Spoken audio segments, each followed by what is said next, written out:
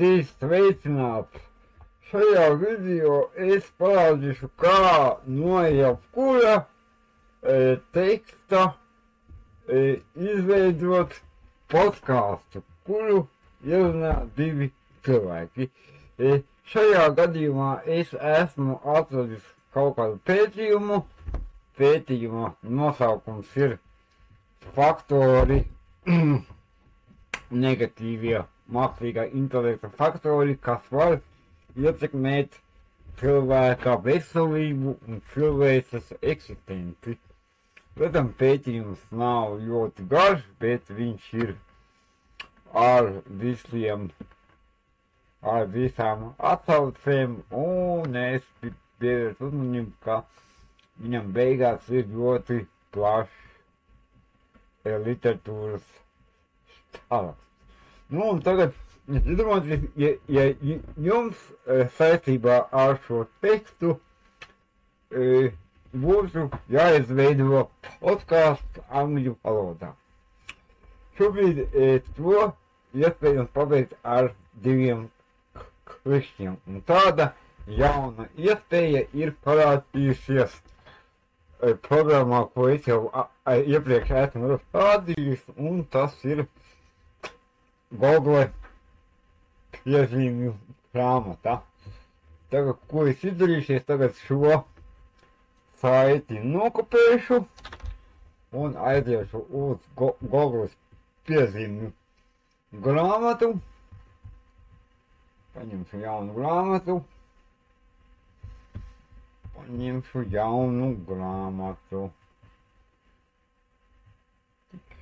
Jā, lūk, redzam, ka man jau šeit vairākas grāmatas ir atvērtas, tikai neesmu viņām uzliks nosaukumu, bet šo rīku es tiešām ļoti aktīvi izmantoju, ja man vajag kādu karāku angļu tekstu saprast, kas viņā ir iekšā. Un mēs tagad ko mēs paņemam jaunu bloksnotu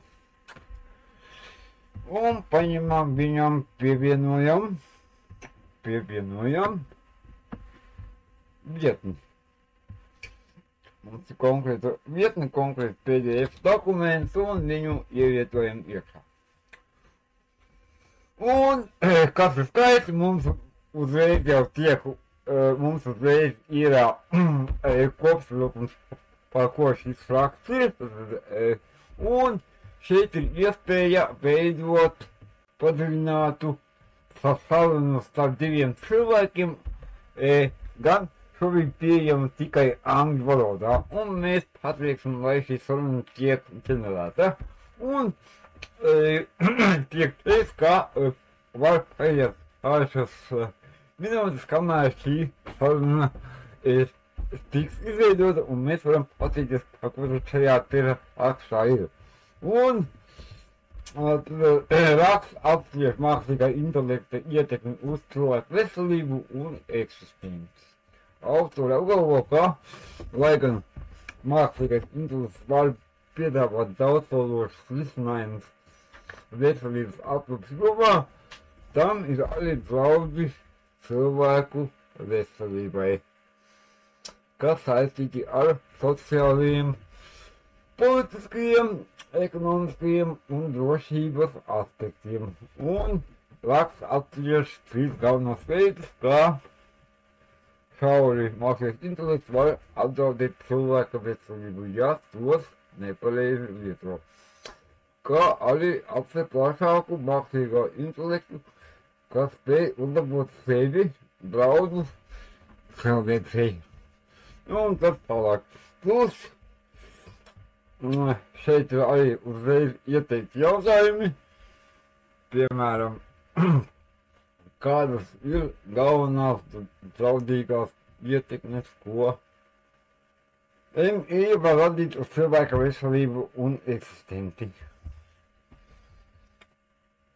Pie kam visas atbildes mums tiek gatavotas latviski, ja? Un redzam, ka pirmā joma ir letālu autonomu ieroču sistēma, ja, attīstība Nu, tas ir aktuāls saistībā ar karu. Cilvēki varētu zaudēt darbu, ja mākslīgā intelekta ieviešana var izraisīt masveida tādu zudumu, jo automatizācija aizstāv cilvēka darbu. Bet tas var būt saistīts ar nelabvēlīgiem veselības rezultātiem - alkohols, narkotika, depresija un pat pašnāvības. Un AG, jeb vispārējais intelekts, ir teorētiska mašīna, kas spēj mācīties un veikt visus uzdevumus, ko spēj cilvēki. Pašattīstoties tā varētu kļūt par draudiem cilvēkiem, apzināt vai neapzināt radot kaitējumu, pakļaujot cilvēkus vai pat apdraudot mūsu eksistenci. Un mēs atgriežamies uz bloknoto ceļvedi, saruna vēl tiek ģenerēta, un tikmēr mēs varam paskatīties vēl, piemēram, kādas ir galvenās stratēģijas un pasākumi, kas nepieciešami, lai mēs šo mākslīgo intelektu ieviestu atbildīgi, ja? Un redzam, kā atkal uz šo jautājumu atbildi tiek gatavota. Atbildi ir, jā, cīņa dezinformācija, sabiedrības izglītošana, atbildīga militārā izmantošana. Jā, iedomājies par vienu valsti, kura ļoti atbildīgi izmantos mākslīgo intelektu ieročos. Jā, paredzamība un atbildība, jā, un sociālā. Un redzam, ka pie visiem tekstiem klāt ir cipariņi, kuri parāda vietu tekstā, no kurienes ir veidotas šīs atbildes. Mēs varam arī tikt pie oriģinālā teksta. Un tagad atgriežamies pie bloknota un skatāmies, ka vēl viens veido, nu jā, viņš kaut kādus vairākas minūtes mums veido šo sarunu, bet viņai vajadzētu te tūlīt būt arī gatavai. Jā, šeit ir bieži uzdoti jautājumi, šeit viņš arī uzģenerēs vairākus jautājumus, uz kuriem es varu dabūt atbildi no šī konkrētā pētījuma.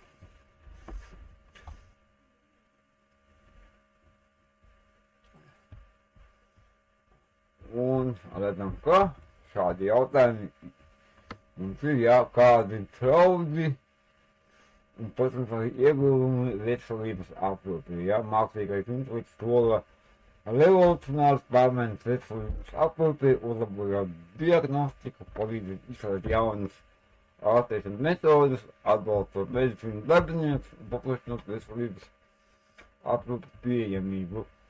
Šos ieguvumus nodrošina tādas MI tehnoloģijas kā valodas apstrāde, lēmumu atbalstu rīki, attēlu atpazīšana, lielo datu analīze, robotika un citas. Un blakām ir arī draudi, jā, cilvēku kontrola manipulācija, jā, nāvējoši ieroči un cilvēka bezdarbs. Labi, ejam atpakaļ uz bloknotu. Podcasts kaut kā baigi ilgi tiek veidots, bet viņam te ir vajadzētu būt gatavam. Un podcasts ir vēl gatavs. Tikai viņš ir diezgan karš, veselu 21 minūti un... Welcome to a deep dive, everybody, into the world of AI. AI. Yeah, artificial intelligence. Okay. And it's going to be a wild ride today, so buckware at any time. Exactly. Redzam, Democratizing healthcare reāli sarunājas Yeah. divi But cilvēki I think we all knew there un was a but. saistībā ar The article šo also tēmu dives into ir some pretty unsettling reāls scenarios. podkāstam var mainīt atskaņošanas ātrumu, un viņu var lejuplādēt WAV formātā. Nu, pēc tam viņu, protams, arī, ja nepieciešams, eksportēt uz MP3 formāts. Nu, tik vienkārši mēs, ja kuru pētījumu varam izpētīt, un angļu valodas skolotāji var dabūt podkāstu un likt viņu angļu valodas stundā klausīties. Lūk, tā, tas šodien viss. Paldies un līdz citai reizei.